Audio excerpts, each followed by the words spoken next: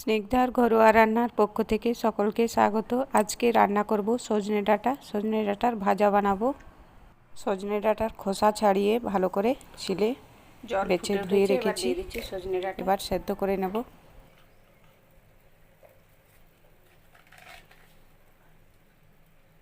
দিচ্ছি স্বাদ মতো লবণ, দিচ্ছি হলুদের গুঁড়ো, এবার ঢেকে দেবো।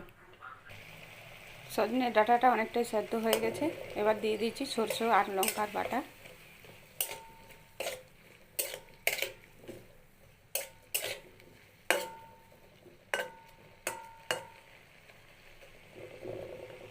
আজ সজনে ডাঁটাটা সরষে দিয়ে ভাজা বানাবো, নিম পাতা দিয়ে।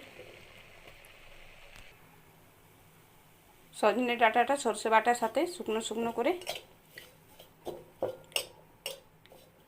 সেদ্ধ করে নিয়েছি, এবার নামিয়ে নিচ্ছি।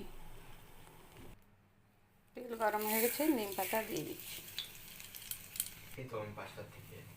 দিয়ে দিলাম অল্প একটু লবণ।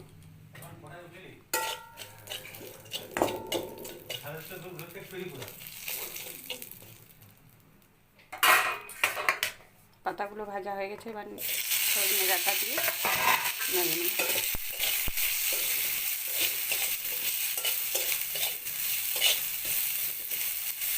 আমার এই সজনে ডাঁটা ভাজার পদ্ধতিটা যদি আপনাদের ভালো লেগে থাকে তাহলে স্নিগ্ধার ঘরোয়া রান্না চ্যানেলটি লাইক, সাবস্ক্রাইব, শেয়ার, কমেন্ট করে দেখতে থাকুন। এইভাবে সজনে ডাঁটার ভাজা কে কে খেয়েছেন কমেন্টে জানাবেন।